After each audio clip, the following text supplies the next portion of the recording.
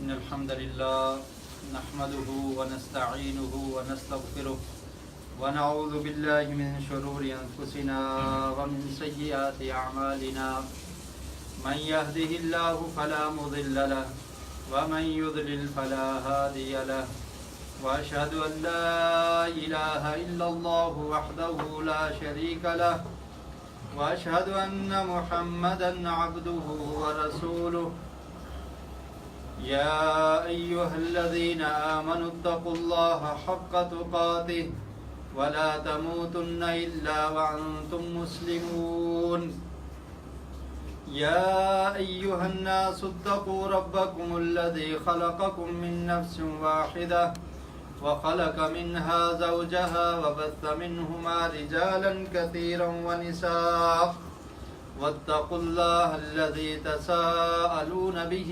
والأرحام إن الله كان عليكم رقيبا يا أيها الذين آمنوا اتقوا الله وقولوا قولا سديدا يصلح لكم أعمالكم ويغفر لكم ذنوبكم ومن يطع الله ورسوله فقد فاز فوزا عظيما أما بعد فإن خير الحديث كتاب الله وخير الهدي هدي محمد صلى الله عليه وسلم وشر الأمور محدثاتها وكل محدثة بدعة وكل بدعة ضلالة وكل ضلالة في النار قال الله تعالى في القرآن المجيد والفرقان الحميد أعوذ بالله السميع العليم من الشيطان الرجيم من همزه ونفخه ونفثه يا أيها الذين آمنوا قوا أنفسكم وأهليكم نارا وقودها الناس والحجارة عليها ملائكة غلاظ شداد لا يعصون الله ما أمرهم ويفعلون ما يؤمرون۔ حمد و ثنا کے لائق خالق ارض و سما مالک کائنات، بے شمار لاتعداد درود و سلام نبی مکرم صلی اللہ علیہ وسلم کی ذات پر۔ اللہ رب العالمین نے دنیاوی زندگی انسان کے لیے امتحان، آزمائش اور اس کو پرکھنے کے لیے بنائی ہے۔ مسلمان کے لیے یہ زندگی عارضی اور فانی زندگی ہے، اور ہمیشہ والی زندگی اور لازوال زندگی، اس کے مرنے کے بعد وہ ایک زندگی جو شروع ہونے والی ہے، وہ اصل ہمیشہ والی زندگی ہے۔ اور دنیاوی زندگی میں کامیابی اتنی حیثیت نہیں رکھتی، جبکہ آخرت کی زندگی کی کامیابی ہی اصل حیثیت رکھتی ہے کہ جو انسان آخرت میں کامیاب ہو جائے وہ اصل کامیاب اور کامران ہے۔ اللہ رب العالمین نے دین اسلام میں اسلام کو قبول کرنے کے بعد، کلمہ توحید کا اقرار کر لینے کے بعد مسلمانوں پر 5 نمازیں فرض کی ہیں، اور نماز کو پڑھنا بے حد ضروری ہے۔ اور اگر ہم اس طرح کہیں کہ نماز پڑھنے کے بغیر انسان پکا اور سچا مسلمان نہیں ہو سکتا، تو اس بات کو کہنے میں کوئی حرج نہیں ہے۔ اسلام کے بنیادی ارکان میں سے دوسرا رکن اور سب سے اہم رکن وہ نماز ہے، اور نماز کی پابندی اور نماز کو پڑھنا، اس سے یہ ثابت ہوتا ہے کہ یہ بندہ اللہ کا ماننے والا، نبی مکرم صلی اللہ علیہ وسلم سے محبت کرنے والا، آپ کی اتباع اور اطاعت کرنے والا ہے، اور اسلام کو پسند کرنے والا ہے، اور مسلمان اور کافر کے درمیان فرق کرنے والی چیز یہ نماز ہے۔ نماز کی اہمیت اتنی زیادہ ہے کہ اس کی معافی کسی حالت میں نہیں ہے۔ انسان بیمار ہو، سفر میں ہو، خوف کی حالت میں ہو، کیسے ہی حالات کیوں نہ ہوں، لیکن نماز کو چھوڑنا، نماز کو ترک کر دینا، اس کی گنجائش نہیں ملتی۔ نبی مکرم صلی اللہ علیہ وسلم کی پوری زندگی میں اور صحابہ کرام رضوان اللہ علیہم اجمعین کی زندگیوں کو اگر آپ دیکھ لیں تو کوئی ایک صحابی آپ کو ایسا نہیں ملے گا کہ جو نماز میں سستی کرتا ہو. نماز کو چھوڑنا تو بہت دور کی بات ہے، نماز میں سستی کرنا اس کو بھی اسلام نے گوارا نہیں کیا. اور آقا علیہ السلام جب اس دنیا فانی سے رخصت ہوئے تو آپ نے اس وقت بھی اپنی امت کو یہی وصیت کی، الصلاۃ الصلاۃ وما ملکت ایمانکم، کہ اے میری امت کے لوگوں، صحابہ کرام میرے بعد نماز کا خیال رکھنا، نماز کو پڑھتے رہنا. اور پھر نبی مکرم صلی اللہ علیہ وسلم نے مسلمان بچہ جو ابھی چھوٹا ہے اس کو بھی نماز کی تلقین کی ہے، اور فرمایا کہ جب بچہ 7 برس کا ہو جائے تو اس کی تربیت اس طریقے سے کرو کہ اس کو نماز کی تلقین کرو، اس کو نماز پڑھنے کا حکم دو کہ وہ نماز پڑھا کرے. 7 برس کی عمر میں نماز کا پابند بنانا، نماز کا بچے کو کہنا اور نماز اس کو سکھانا، یہ ایک مسلمان والد کا، مسلمان والدہ کا فرض ہے کہ وہ اپنے بچوں کی تربیت اس طرح سے کریں کہ ان کے بچے جب 7 سال کی عمر کو پہنچیں، جب وہ سکول میں جانے کے قابل ہوں، نرسری پریپ کو کراس کر کے 1 میں پہنچیں تو انہیں نماز آتی ہو، نماز کا طریقہ آتا ہو، نماز کے متعلق ان کو پتہ ہو کہ نماز کس طرح سے پڑھنی ہے اور کتنی رکعات ہیں اور نماز میں ہم نے کیا کیا پڑھنا ہے. آقا علیہ السلام نے ارشاد فرمایا، مرو اولادکم، کہ اپنے بچوں کو یہ حکم دو جب وہ 7 برس کے ہو جائیں ان کو نماز کا حکم دو، اور جب 7 برس سے کراس کر جائیں، 10 برس تک ان کی عمر ہو جائے تو پھر بھی اگر وہ نماز نہ پڑھیں تو ان کو مارو، ان کو اس پہ سزا بھی دے سکتے ہو، ان کی مار اور ان کو پٹائی بھی کی جا سکتی ہے. تو یہ نماز کی اہمیت ہے. آج مسلمان معاشرے سے یہ فرضی عمل اور یہ ایک اہم رکن وہ غائب ہو چکا ہے. مسلمان اس فرض کو بھول چکے ہیں اور اس کو بلا کر پھر بھی ہم اپنے آپ کو مسلمان بھی کہلاتے ہیں اور پھر بھی یہ سمجھتے ہیں کہ شاید اسلام میں کوئی فرق نہیں پڑتا. یہ اللہ رب العالمین نے مسلمانوں پر یہ چیز فرض کی ہے. اور کچھ دن پہلے مجھ سے ایک آدمی نے یہ سوال کیا کہ دنیا میں اگر ہماری اولاد کو کوئی تکلیف ہو تو ہم اس کو محسوس نہیں کر سکتے، ہم اس کو محسوس کرتے ہیں اور ہم سے برداشت نہیں ہوتا، ہم اس کو برداشت نہیں کر سکتے. ہمارا بچہ بیمار ہو جائے تو پریشانی ہو جاتی ہے، والدین کی نیندیں غائب ہو جاتی ہیں اگر بچے کو کوئی تکلیف ہو، بچے کو کوئی پرابلم ہو تو بچہ شاید کم پریشان ہو لیکن اس کے والدین زیادہ پریشان ہو جاتے ہیں. تو سائل کا یہ سوال تھا کہ دنیا میں ہمارا یہ عالم ہے کہ ہم اپنے بچے کی پریشانی کو برداشت نہیں کر سکتے، قیامت کے دن اگر ایسا ہوا کہ ہمارے بچے جہنم میں جا رہے ہوں اور ہمیں اللہ تعالیٰ جنت میں بھیج دے تو ہم یہ کیسے برداشت کر سکیں گے؟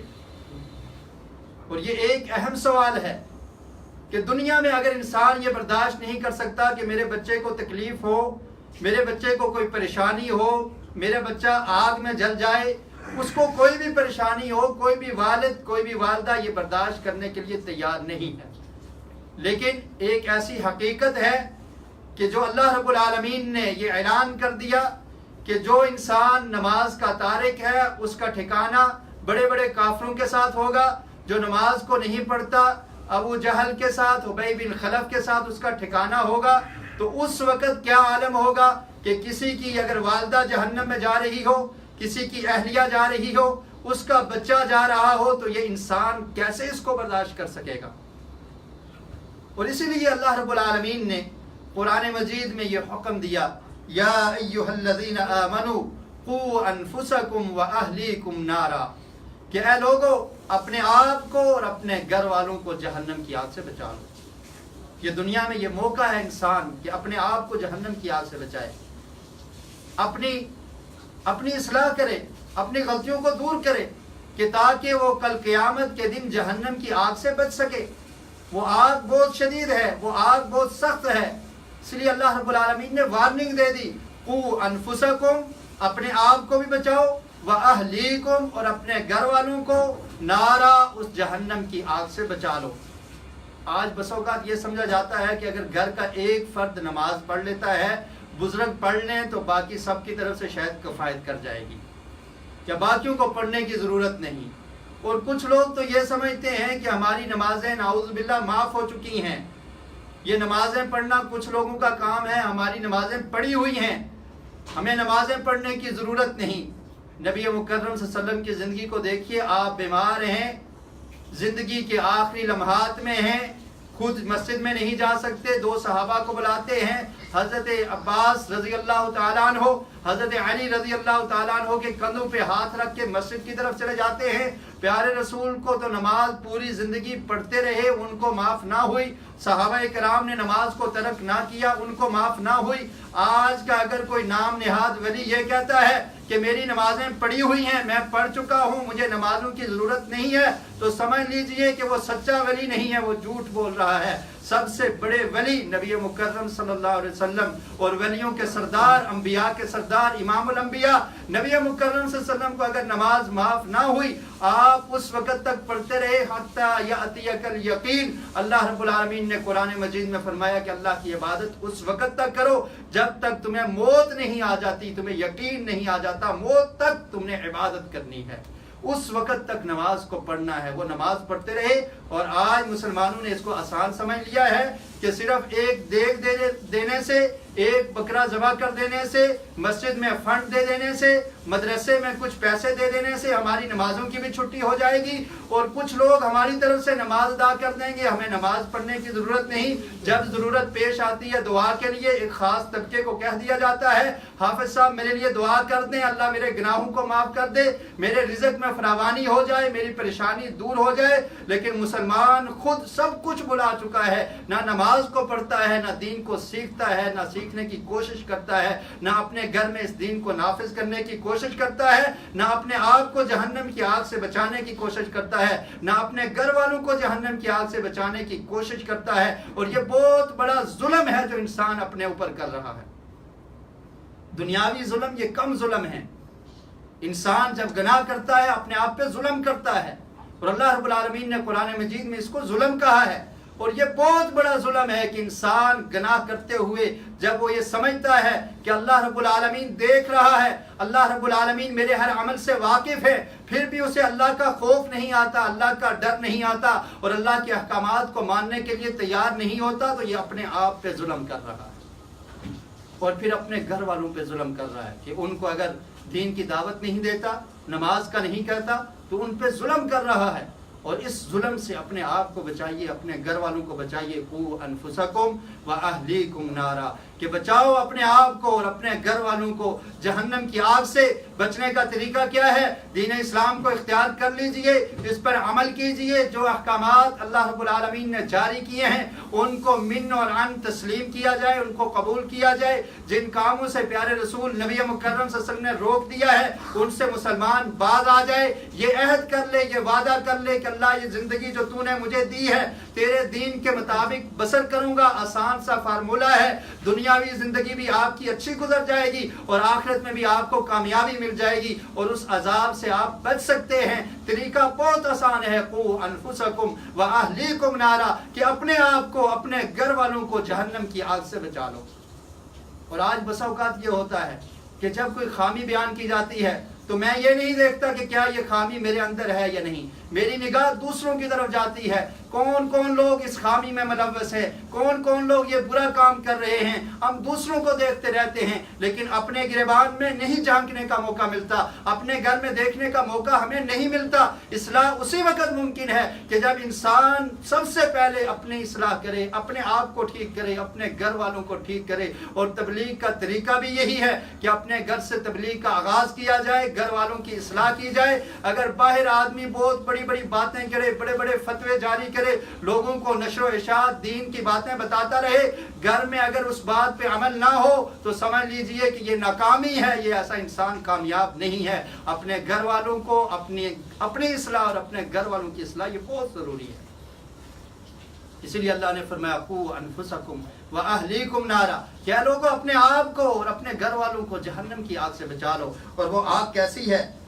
وقودها الناس والحجارہ، فرمایا کہ اس آگ میں، جہنم کی آگ میں، جہنم کی ہولناکیاں قرآن مجید میں، احادیث میں मुख्तलिफ अल्फाज से अल्लाह रब्बुल आलमीन ने बयान की हैं। कहीं फरमाया वमा अदराका मा हिया नारुन हामिया, कि वो भड़कने वाली आग है, वो शोले मारने वाली आग है, वो बहुत सख्त आग है। ये मंजर कुरान ने क्यों बयान किया? मुझे और आपको डराने के लिए, हमारे अंदर अल्लाह का खौफ पैदा हो जाए, अल्लाह से डरने वाले बन जाएं और गुनाहों से बचकर अल्लाह के सही मुसलमान और सच्चे बंदे बन जाएं। इसलिए कुरान ने हमारे सामने ये मंजर पेश किया है। जहाँ जन्नत का तज़किरा होता है वहाँ साथ जहन्नम का तज़किरा भी अल्लाह ने किया और फरमाया वक़ूदुहन्नास वल हिजारा, कि उस आग से अपने आप को बचा लो जिसका ईंधन लोग होंगे और पत्थर होंगे।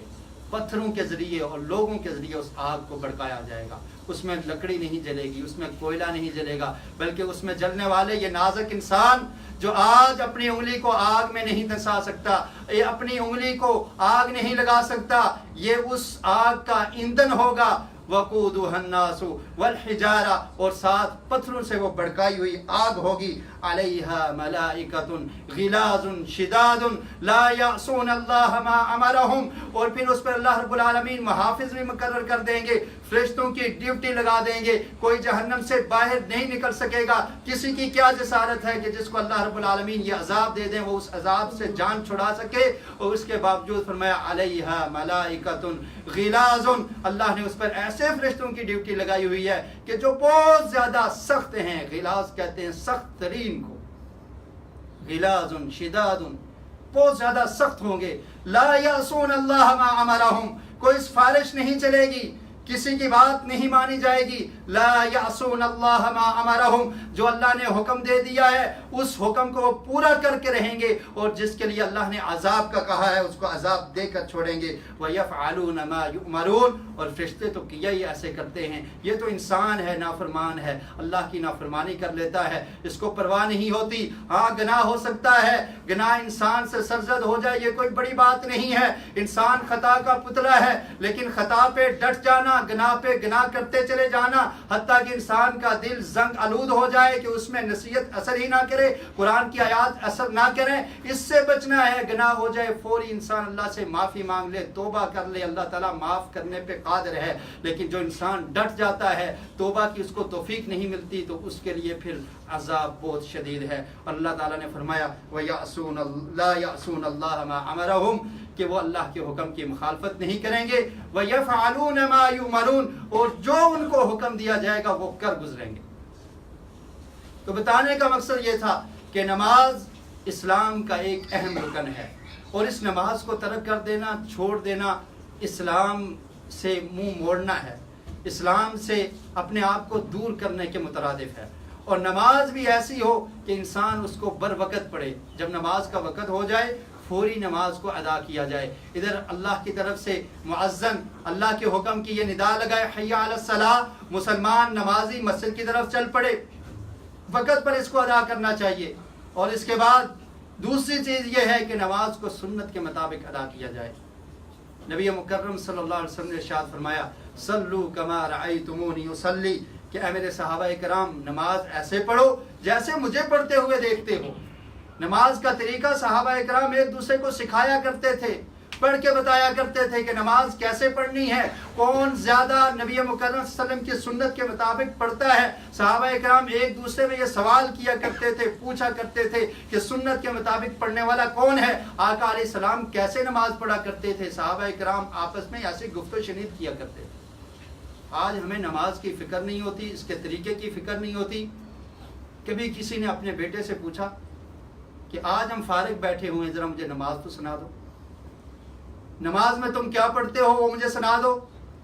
अगर बेटा आलिम है, बाप ये कहे कि मैं तुझे नमाज सुनाना चाहता हूँ, या घर की मीटिंग में बहुत सारे मशवरे किए जाते हैं, बहुत सारी मीटिंग्स की जाती हैं तजारत के हवाले से, और बहुत सारे मुस्तकबिल की प्लानिंग होती है बच्चों की तालीम के हवाले से, बच्चों को कॉलेज और यूनिवर्सिटी में भेजने के हवाले से मशवरा किया जाता है। लेकिन अगर मशवरा नहीं होता तो दीन के नाम पर नहीं हो। कभी पूछा है किसी ने अपनी औलाद से कि नमाज कैसे पढ़ते हैं, नमाज की कितनी रकात हैं, नमाज में कैसे क्या पढ़ना चाहिए, दुआए कुनूत किसे कहते हैं, तस्बीह रुकू में क्या पढ़ा जाता है, रुकू करने का तरीका क्या है। आज हमने इन चीज़ों को भुला दिया है। अपने घर में ये मीटिंग किया करें, ये प्रोग्राम बनाया करें کہ والد اپنی اولاد سے پوچھے، والدہ اپنی اولاد سے پوچھے، بچے ایک دوسرے سے پوچھیں کہ نماز کیسے پڑھنی ہے، نماز کا طریقہ کیا ہے۔ جب تک مسلمان اپنے دین کو نہیں اختیار کریں گے تو اللہ کی قسم ذلت اور رسوائی سے نکالنے کے لیے ان کو اور کوئی راستہ نہیں مل سکتا۔ وہ ایک ہی راستہ ہے کہ مسلمان اپنے دین کو مضبوطی سے پکڑ لیں۔ صحابہ کرام نماز کا تذکرہ کیا کرتے تھے کہ کون سنت کے مطابق پڑھتا ہے، کیسے پڑھی جاتی ہے۔ ابو داؤد میں حدیث کا نمبر ہے 729۔ صحابی بیان کرتے ہیں انا اعلمکم بصلاۃ رسول اللہ صلی اللہ علیہ وسلم۔ ابو حمید الساعدی رضی اللہ تعالیٰ عنہ 10 صحابہ کرام موجود ہیں، ان کی موجودگی میں یہ کہتے ہیں کہ میں تم سب سے زیادہ نبی مکرم صلی اللہ علیہ وسلم کی نماز کو جانتا ہوں کہ نبی مکرم صلی اللہ علیہ وسلم کیسے نماز پڑھا کرتے تھے۔ صحابہ کرام نے جب یہ سنا کہنے لگے فلیما، ایسا کیوں ہے؟ فواللہ ما کنت باکثر نالیہ تبعا، تو ہم سے زیادہ نبی مکرم صلی اللہ علیہ وسلم کے کوئی ساتھ تو نہیں رہا، اور تو اتنا پرانا صحابی بھی نہیں ہے، تو ایسے کیسے یہ دعویٰ کر سکتا ہے کہ تو نبی مکرم صلی اللہ علیہ وسلم کی نماز کو سب سے زیادہ جانتا ہے؟ کہا ایسے ہی ہے، میں نبی مکرم صلی اللہ علیہ وسلم کی نماز پہ غور کیا کرتا تھا کہ آپ کیسے پڑھتے ہیں، اور میں تم سب سے زیادہ آقا علیہ السلام کی نماز کو جانتا ہوں۔ صحابہ کرام نے فرمایا فَأَعْرِضْ، پھر پیش کر کیسے نبی مکرم صلی اللہ علیہ وسلم نماز پڑھا کرتے تھے۔ 10 صحابہ کرام موجود ہیں، نماز کی پریکٹس ہو رہی ہے، نماز کی تربیت ہو رہی ہے کہ نماز کیسے پڑھنی ہے۔ ابو حمید ساعدی کہتے ہیں میں تمہیں اللہ کے رسول والی نماز پڑھ کے دکھاؤں گا، اور میرا یہ دعویٰ ہے کہ میں جانتا ہوں کہ پیارے رسول کیسے نماز پڑھا کرتے تھے۔ کان رسول اللہ صلی اللہ علیہ وسلم اذا قام الى الصلاة يرفع يديه حتى يحاذي بهما منكبيه۔ بیان کیا کہ نبی مکرم صلی اللہ علیہ وسلم جب نماز کے لیے کھڑے ہوتے تو سب سے پہلے اپنے ہاتھوں کو کندھوں تک اٹھاتے، حتی یحاذی بہما منکبیہ، کندھوں تک دونوں ہاتھوں کو بلند کرتے، اور پھر اس کے بعد اللہ اکبر کہتے۔ یہ نماز کا طریقہ پوری حدیث ہے، مکمل حدیث ہے، لیکن آج ہم صرف یہ ایک چیز بیان کریں گے کہ ہاتھوں کو کندھوں تک اٹھانا۔ ابو حمید ساعدی کہتے ہیں کہ نبی مکرم صلی اللہ علیہ وسلم جب نماز کی ابتدا کرتے دونوں ہاتھوں کو کندھوں تک اٹھایا کرتے تھے، اور اسی طرح سنن ابن ماجہ میں یہ روایت 661 نمبر پہ ہے کہ سمعت ابا حمید الساعدی یقول کان رسول اللہ صلی اللہ علیہ وسلم اذا قام الى الصلاة استقبل القبلة ورفع يديه وقال اللہ اکبر۔ کہتے ہیں کہ نبی مکرم صلی اللہ علیہ وسلم جب نماز کے لیے کھڑے ہوتے قبلے کی طرف منہ کرتے اور اپنے دونوں ہاتھوں کو بلند کرتے، کندھوں تک بلند کرتے، وقال اللہ اکبر، اور پھر اللہ اکبر کہتے کہ اللہ تعالیٰ تو بہت بڑا ہے، تو بہت شان والا ہے، تو عظمت والا ہے، میری کوئی حیثیت نہیں ہے، میں اپنے دونوں ہاتھوں کو کھڑا کر کے تیرے سامنے عاجز اور انکساری کے ساتھ حاضر ہوں، تیرا جو حکم ہے اس کو میں قبول کرتا ہوں۔ انسان اپنے دونوں ہاتھوں کو کھڑا کر دیتا ہے، جیسے انسان کو گرفتار کیا جائے تو گرفتار ہوتے وقت اپنے ہاتھوں کو کھڑا کر دیتا ہے کہ میری کوئی حیثیت نہیں ہے، میں سرنڈر ہو گیا ہوں، میں اپنی گرفتاری کو قبول کرتا ہوں۔ اسی طرح انسان اپنے دونوں ہاتھوں کو اللہ کے سامنے کھڑا کرتا ہے کہ اللہ میری کوئی حیثیت نہیں، میری کوئی ویلیو نہیں، تیرا حکم آیا نماز پڑھنی ہے تو میں نے اپنے دونوں ہاتھوں کو کھڑے کر دیے، اور کندھوں تک انسان اپنے ہاتھ اٹھاتا ہے، اور پھر یہ ہاتھوں کو اٹھانا اور اللہ اکبر کہنا نماز کی ابتدا میں یہ ضروری ہے، اور اللہ اکبر کہنا یہ نماز کے ارکان میں سے ہے۔ اگر کوئی انسان ہاتھ اٹھاتا ہے اللہ اکبر نہیں کہتا تو اس کی نماز درست نہیں ہے، کیونکہ نبی مکرم صلی اللہ علیہ وسلم کا ارشاد ہے، حضرت علی رضی اللہ تعالیٰ عنہ سے بھی روایت ہے، اور اسی طرح ابو سعید خدری بیان کرتے ہیں، ترمذی میں، ابو داؤد میں اور ابن ماجہ میں اس روایت کا نمبر ہے 225، بیان کرتے ہیں مفتاح الصلاۃ الطہور وتحریمها التکبیر وتحلیلها التسلیم۔ فرمایا نبی مکرم صلی اللہ علیہ وسلم نے کہ نماز کی چابی پاکیزگی ہے، وضو کرنا یہ نماز کی چابی ہے، وتحریمها التکبیر، اور حرام کر دینا وہ تکبیر ہے، یعنی جب انسان اللہ اکبر کرتا ہے تو بات کرنا حرام ہو جاتا ہے، دنیا کے تمام کاموں کو حرام کر دیتا ہے یہ ندا لگانا، یہ اللہ اکبر کہنا، اور وہ دنیا کے معاملات سے فارغ ہو کر اللہ کے دربار میں حاضر ہو جاتا ہے۔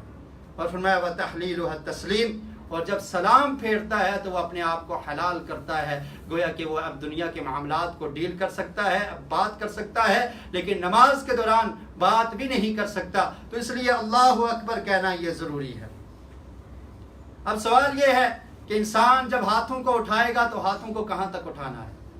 اس کے بارے میں دو طرح کی روایات ملتی ہیں، جیسا کہ ایک روایت میں نے ابھی آپ کے سامنے پیش کی، اسی طرح صحیح بخاری میں روایت ہے. عبداللہ بن عمر رضی اللہ تعالیٰ عنہ بیان کرتے ہیں، قال رأيت النبي صلی اللہ علیہ وسلم اذا افتتح التکبیر فی الصلاة رفع يديه حين يكبر حتى يجعلهما حذو منکبیہ. عبداللہ بن عمر بیان کرتے ہیں کہ میں نے نبی مکرم صلی اللہ علیہ وسلم کو دیکھا، آپ نے جب نماز کی ابتدا کی تو اپنے دونوں ہاتھوں کو اٹھایا اور تکبیر کہی، اللہ اکبر کہا، اور ان کو اپنے کندھوں تک بلند کیا، اور فرمایا وَإِذَا كَبَّرَ لِلرُّكُوعِ فَعَلَ مِثْلَ ذَلِكَ، اور پھر جب آپ رکوع میں گئے پھر اپنے ہاتھوں کو بلند کر کے ایسے ہی کیا. وَإِذَا قَالَ سَمِعَ اللَّهُ لِمَنْ حَمِدَهُ، اور جب رکوع سے اٹھے سَمِعَ اللَّهُ لِمَنْ حَمِدَهُ کہا، پھر فَعَلَ مِثْلَ ذَلِكَ، پھر آپ نے ایسے کیا، رفع الیدین کیا. تو خیر اس سے یہ ثابت ہوتا ہے کہ نماز کی حالت میں جب انسان نماز کی ابتدا کرے اس نے اپنے دونوں ہاتھوں کو بلند کرنا ہے اور کندھوں تک اٹھانا ہے. اور اسی طرح ایک روایت مالک بن حویرث رضی اللہ تعالیٰ عنہ سے ملتی ہے کہ وہ بیان کرتے ہیں نبی مکرم صلی اللہ علیہ وسلم نے بیان ان رسول اللہ صلی اللہ علیہ وسلم کان اذا صلی رفع یدیہ حین یکبر حیال اذنیہ، کہ نبی مکرم صلی اللہ علیہ وسلم کو میں نے دیکھا کہ جب آپ نماز پڑھتے تھے اپنے ہاتھوں کو تکبیر کے ساتھ ہی بلند کیا کرتے تھے. جب تکبیر کہتے ہاتھوں کو بھی بلند کر دیتے، اور بلند کہاں تک کیا کرتے تھے؟ حیال اذنیہ، کانوں کی لو تک اپنے ہاتھوں کو بلند کیا کرتے تھے. تو یہ دونوں طرح سے ثابت ہے، کبھی ہاتھوں کو کندھوں تک اٹھانا، کبھی کانوں تک اٹھانا، یہ نبی مکرم صلی اللہ علیہ وسلم سے ثابت ہے. اور اسی طرح اللہ اکبر کے ساتھ ہاتھوں کو اٹھا لینا، یا اللہ اکبر کہہ کے اس کے بعد ہاتھوں کو اٹھانا، یا پہلے اللہ اکبر کہنا پھر ہاتھوں کو اٹھانا، یہ تینوں طریقے احادیث سے ثابت ہیں کہ نبی مکرم صلی اللہ علیہ وسلم کبھی تکبیر کے ساتھ ہاتھوں کو اٹھایا کرتے تھے، کبھی تکبیر کے بعد اللہ اکبر کہہ کے پھر اپنے ہاتھوں کو اٹھایا کرتے تھے. تو یہ تینوں طریقے ثابت ہیں. اور اسی طرح انسان اپنے ہاتھوں کو کندھوں کے درمیان اور کانوں کی لو تک بلند کر سکتا ہے. لیکن نماز میں ایک جو غلطی کی جاتی ہے وہ یہ ہے کہ انسان جب ہاتھوں کو بلند کرتا ہے تو بس اوقات کانوں کو پکڑ لیتا ہے. کانوں کو پکڑ لینا یہ کسی صحیح روایت سے ثابت نہیں ہے. کانوں تک ہاتھ اٹھانا یہ ثابت ہے، کانوں کی لو تک ہاتھ اٹھانا یہ ثابت ہے، لیکن کانوں کو اس طرح پکڑنا، انگلیوں کو ایسے رکھنا، بند رکھنا یہ ثابت نہیں ہے. اور اسی طرح کانوں سے ہاتھوں کو بلند کر لینا، یہ آپ کے ہاتھ کان سے بلند ہو گئے ہیں، یہ بھی درست نہیں ہے. بلکہ حدیث میں آتا ہے کہ کانوں کی لو تک نبی مکرم صلی اللہ علیہ وسلم ہاتھ اٹھایا کرتے تھے. تو اگر آپ اپنے کندھے سے اوپر ایسے اٹھائیں گے تو یہ کانوں کے بھی برابر ہو جائیں گے اور کندھوں کے بھی برابر ہو جائیں گے، اور دونوں حدیثوں پر عمل ہو جائے گا. بات کو سمجھنے کی ضرورت ہے، اس میں کوئی اختلاف نہیں ہے کہ انسان اپنے کندھوں اور کانوں کے درمیان ہاتھوں کو جب اٹھائے گا تو اس کی انگلیاں کانوں کے برابر ہو جائیں گی، حدیث پہ عمل ہو جائے گا، حیال اذنیہ، اور کندھوں تک ہو جائیں گی تو دوسری حدیث پر بھی عمل ہو جائے گا. اور یہ دونوں طریقے نبی مکرم صلی اللہ علیہ وسلم سے ثابت ہیں. اور اس کے بعد جب انسان اللہ اکبر کہتا ہے ہاتھوں کو کندھوں تک یا کانوں تک بلند کرتا ہے، اور اس کے بعد یہ بات آتی ہے کہ ہاتھوں کو باندھنا ہے. نبی مکرم صلی اللہ علیہ وسلم کی حدیث ہے، صحیح بخاری میں یہ حدیث ہے، کان الناس یؤمرون ان یضع الرجل الید الیمنى على ذراعه اليسرى في الصلاة. سہل بن سعد بیان کرتے ہیں کہ نبی مکرم صلی اللہ علیہ وسلم نے فرمایا کہ لوگوں کو یہ حکم دیا گیا ہے کہ وہ اپنے ہاتھوں کو اپنے دائیں ہاتھ کو برائیں بازو پر رکھیں. ہاتھ باندھنے کے دو طریقے صحیح حدیث سے ملتے ہیں. ایک میں نے یہ جو آپ کے سامنے صحیح بخاری کی حدیث پیش کی کہ نبی مکرم صلی اللہ علیہ وسلم کا ارشاد ہے کہ آپ صلی اللہ علیہ وسلم یہ حکم دیا کرتے تھے کہ انسان اپنے دائیں ہاتھ کو اپنے بائیں بازو پر رکھے. تو دائیں ہاتھ کو بائیں بازو پر جب رکھیں گے تو یہ طریقہ ہوگا، اس طرح سے ہاتھ باندھے جائیں گے. اور اسی طرح وائل بن حجر رضی اللہ تعالیٰ عنہ سے روایت ہے، وہ بیان کرتے ہیں، کہتے ہیں کہ میں اس مقصد کے لیے نبی مکرم صلی اللہ علیہ وسلم کے پاس حاضر ہوا. آپ آخری عمر کے صحابی ہیں، یعنی 9 ہجری میں تقریباً غزوہ تبوک کے بعد انہوں نے اسلام قبول کیا.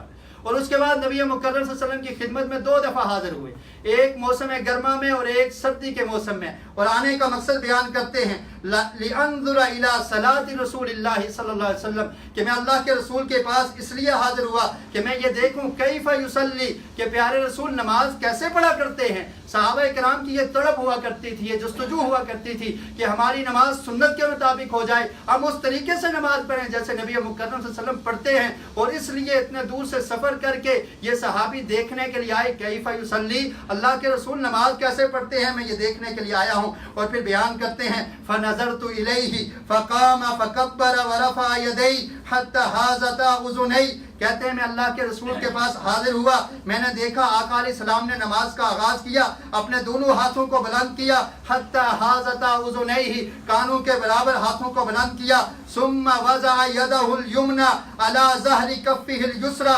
वरुस्ख़ि वस्साइद। देखिए कितनी बारीक बीनी से सहाबा इकराम ने ये मसाइल हम तक पहुँचाए हैं। कहते हैं फिर मैंने नबी मुकर्रम सल्लल्लाहु अलैहि वसल्लम की नमाज को देखा। जो इंसान टो लगाता है, किसी चीज़ को देखने की कोशिश करता है तो वो गौर से देखता है। वाइल बिन हुजर कहते हैं मैं आका अलैहिस्सलाम की नमाज देखने के लिए आया था, इसलिए मैंने हर हरकत को नोट किया और मैंने देखा कि हाथों को बुलंद किया तो कानों तक ले गए, और फिर जब हाथ बांधने की बारी आई तो अपने दाएं हाथ को अपने बाएं हाथ हथेली पर, और इसको कहते हैं रुसक, और इसको साइद कहते हैं कि आपने बाजू पर भी रखा और इस जगह पे भी रखा और इस तरह अपने हाथ को बांधा नमाज में। तो ये कैफियत भी सही हदीस से मिलती है कि इंसान अपनी हथेली पर भी हाथ उसका आ जाए, रुसक पर भी आ जाए, और इसको अभी में साइद कहते हैं, इस पे भी हाथ आ जाए। वाइल बिन हुजर रज़ी अल्लाह ताला अन्हु से ये दोनों रिवायात सही हदीस में मौजूद है कि आका अलैहिस्सलाम से नमाज में हाथ बांधने का ये तरीका है, ये, और दूसरा तरीका ये है कि ऐसे बांधा जाए। अब इसके बाद ये मसला आता है कि नमाज में हाथ बांधना तो साबित हो गया, नबी मुकर्रम सल्लल्लाहु अलैहि वसल्लम नमाज में हाथ बांधा करते थे। सहाबा कराम ने यह भी बयान कर दिया कि हाथ बांधने की कैफियत ये होती थी कि हाथ के ऊपर हाथ रख लिया जाए, या ऐसे हाथ रख लिया जाए, या बाजू पे रख लिया जाए। ये सही अहादीस से साबित हो गया। अब मसला ये आता है कि हाथ को बांधा किस जगह जाए। पहले इसके कि मैं उन अहादीस का जिक्र करूं कि जिसमें हाथ को बांधने का जिक्र है कि हाथ को बांधकर नबी मुकर्रम सल्लल्लाहु अलैहि वसल्लम ने किस जगह पे रखा। सिर्फ ये जो दो अहादीस बयान की हैं, अगर इंसान इसी पर गौर कर ले, इन्हीं को सोच और समझ ले, तो ये मसला बिल्कुल वाज़ेह हो जाता है कि जब आप अपने बाजू पे हाथ रखेंगे तो ऑटोमेटिक बगैर किसी तकल्लुफ के आपके हाथ यहाँ पर आ जाएंगे। अगर आप तकल्लुफ से इसको नीचे करने की कोशिश करेंगे तो फिर भी बड़ी मुश्किल से नाव से नीचे नहीं जाएंगे। अगर बाजू पे हाथ बांधने वाली हदीस पर अमल किया जाए, और सही बुखारी की हदीस है, तमाम लोगों का इत्तेफाक है, इसमें कोई इख्तलाफ नहीं है कि नबी मुकर्रम सल्लल्लाहु अलैहि वसल्लम अपने दाएं हाथ को बाएं बाजू पे रखा करते थे। कोई भी इंसाफ पसंद आदमी, और ख़ास करके वो लोग जिनका पेट थोड़ा बड़ा हुआ है, वो अगर इस तरह हाथ रखें और इसको मुझे नाव से नीचे लेकर जाके दिखा दें तो मैं मान लूँगा, लेकिन ऐसा मुमकिन नहीं है कि इंसान जब हाथ को इधर रखेगा वो नाव से नीचे जाएगा ही नहीं। और दूसरी बात, नाव के नीचे हाथ बांधने वाली जो रवायत हज़रत अली रज़ी अल्लाह ताला अन्हु से मनकूल है, उसके बारे में उलमा और मुहद्दिसीन का इत्तेफाक है कि ये सही सनद से साबित नहीं है। और उसमें भी ये आता है कि हज़रत अली ने अपने दाएं हाथ को बाएं हाथ पे रखा, जबकि ऐसे कोई भी नहीं रखता।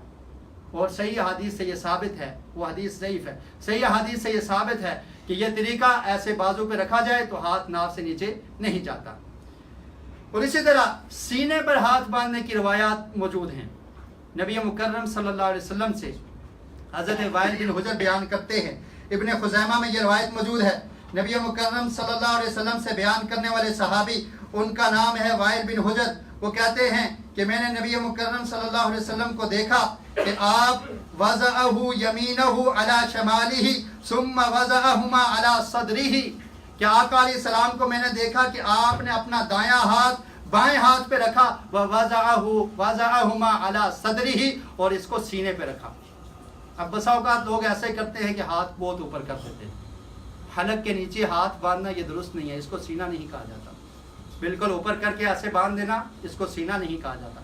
सीना ये जगह है, इस जगह पर हाथ बांधेंगे तो इधर हाथ आएगा, या ज्यादा अगर आप ऊपर करेंगे तो यहाँ पर आएगा, लेकिन बिल्कुल ऊपर करके हलक के करीब कर देना, इसको सीना नहीं कहा जाता। अगर हदीस को समझा जाए, हदीस के मफ़हूम पे गौर किया जाए, तो सीने पे हाथ बांधना इस जगह पर भी ठीक है, और अगर थोड़ा सा नीचे हो जाए तो तब भी ठीक है, ये सही हदीस से साबित है। लेकिन नाफ के नीचे बांधना ये किसी सही हदीस से साबित नहीं है। तो ये सीने वाली हदीस ابن خزیمہ میں موجود ہے، میں نے آپ کے سامنے پیش کر دی. اسی طرح اس کے بارے میں ایک اور روایت ہے، مسند احمد میں بھی اسی طرح کی روایت موجود ہے کہ حضرت نبی مکرم صلی اللہ علیہ وسلم سے یہ بیان کرنے والے قبیصہ بن حلب عن ابیہ، حلب بن طائی بیان کرتے ہیں، رأیت النبی صلی اللہ علیہ وسلم ینصرف عن یمینہ وعن یسارہ ورأیتہ قال یضع ہذہ علی صدرہ، کہ نبی مکرم صلی اللہ علیہ وسلم اپنے اس ہاتھ کو اس ہاتھ پہ رکھ کے سینے پہ باندھا کرتے تھے. اور جو پھر اس سند میں جو راوی ہیں یحییٰ، وہ بیان کرتے ہیں کہ انہوں نے سمجھایا، ہاتھوں کو باندھ کر دکھایا کہ ہاتھوں کو ایک ہاتھ کو دوسرے ہاتھ پہ رکھ کے سینے پر باندھنا چاہیے. اور اسی طرح سنن ابی داؤد میں ایک روایت ہے، نبی مکرم صلی اللہ علیہ وسلم، یہ روایت بیان کرنے والے طاؤس ہیں، وہ کہتے ہیں کان رسول اللہ صلی اللہ علیہ وسلم یضع الیمنی علی یدہ الیسری، کہ آقا علیہ السلام دائیں ہاتھ کو بائیں پر رکھتے تھے، ثم یشد بینہما علی صدرہ، اور پھر ان دونوں کو مضبوطی سے اپنے سینے پر باندھ دیا کرتے تھے. تو صحیح روایات سے یہ ثابت ہے کہ نبی مکرم صلی اللہ علیہ وسلم سینے پر ہاتھ باندھا کرتے تھے. اور درمیان میں ایک مسئلہ رہ گیا جس کی میں وضاحت کرنا چاہتا ہوں، وہ یہ ہے کہ ہاتھوں کو اٹھاتے وقت انگلیوں کو بالکل سیدھا رکھنا ہے، انگلیوں کو ایسے کھولنا بھی نہیں ہے، اور اسی طرح انگلیوں کو ایسے ساتھ ملانا بھی نہیں ہے، بلکہ درمیانی حالت میں انگلیوں کو سیدھا قبلہ رخ رکھنا ہے. اس کے بارے میں حضرت ابو ہریرہ رضی اللہ تعالیٰ عنہ سے روایت ہے، وہ بیان کرتے ہیں کان رسول اللہ صلی اللہ علیہ وسلم اذا دخل فی الصلاۃ رفع یدیہ مدا، یہ روایت ابو داؤد میں اور نسائی میں موجود ہے. وہ بیان کرتے ہیں کہ نبی مکرم صلی اللہ علیہ وسلم جب نماز میں داخل ہوتے، اپنے ہاتھوں کو اٹھاتے تو ہاتھوں کو کھینچ کے رکھتے، ایسے سیدھا رکھتے، اس کو زیادہ ایسے بھی نہیں کھولنا اور بالکل ایسے ساتھ بھی نہیں ملانا. اور اس کی وضاحت ایک تابعی ہیں جن کا نام ہے ابو عامر، وہ اشارہ کر کے بتاتے ہیں، کہتے ہیں وَلَمْ يُفَرِّجْ بَيْنَ أَصَابِعِهِ وَلَمْ يَضُمَّهُ، یہ روایت مسند حاکم میں یہ الفاظ موجود ہیں. وہ بیان کرتے ہیں کہ نبی مکرم صلی اللہ علیہ وسلم نہ اپنی انگلیوں کو زیادہ کشادہ کیا کرتے تھے اور نہ ہی بالکل ساتھ ملایا کرتے تھے، بلکہ درمیانی حالت میں ایسے ہاتھوں کو اٹھایا کرتے تھے. تو یہ نبی مکرم صلی اللہ علیہ وسلم کی نماز کا طریقہ ہے، اور نماز کے طریقے میں سے صرف ہاتھوں کو بلند کرنا اور ہاتھوں کو باندھنا ہم نے بیان کیا ہے. اور انشاءاللہ نیکسٹ خطبہ میں اور اگلے خطبات میں اس کو تفصیل سے آگے بیان کیا جائے گا. اللہ رب العالمین سے دعا ہے کہ اللہ تعالی ہمیں صحیح معنوں کے مطابق، سنت کے مطابق نماز ادا کرنے کی توفیق نصیب فرمائے. Salah is among the basic pillars of Islam. To perform it on time and properly is obligatory upon all of us. It starts by raising hands, raf'ul yadayn, and uttering Allahu Akbar from mouth. When it is the time of Salah, Muslims perform ablution, wudu, and stand up to pray while facing toward Qibla. The first word they utter is Allahu Akbar, acknowledging Allah is greatest and we are nothing compared to Him. Saying Sayyidina Abu Humayd as-Sa'idi radiyallahu ta'ala anhu narrated that when Allah's Messenger sallallahu alaihi wasallam stood up for Salah, he stood straight and raised both hands to his shoulders and said Allahu Akbar. Similarly, Messenger of Allah sallallahu alaihi wasallam said, Miftahu salati at-tuhur wa tahrimuha at-takbir wa tahliluha at-taslim. The key of prayer is purification, takbir. It means saying Allahu Akbar makes all acts which break prayer unlawful, and taslim makes all such acts lawful. To above hadith prove that Salah starts by saying Allahu Akbar while raising both hands. It is narrated by Abdullah bin Umar radiyallahu anhu in Sahih al-Bukhari, I saw Messenger of Allah sallallahu alaihi wasallam beginning Salah with uttering Allahu Akbar and raising hands to his shoulders. Raising hands while saying takbir or raising hands first and then saying takbir, both are okay. While raising hands, keep the fingers straight, neither close them nor open them wide. Simply keep them upright and at normal width. Hazrat Abu Hurairah radiyallahu ta'ala anhu narrated that when Messenger of Allah sallallahu alaihi wasallam used to raise his hands, he kept his fingers upright and at in Mustadrak al-Hakim, the Dabi Abu Amir told by making a gestures with his hands that Messenger of Allah sallallahu alaihi wasallam neither used to keep his fingers wide away nor immersed in each other. During Raful Yadain, raising hands to shoulders or till the lobes of the ears are both proven by authentic ahadith.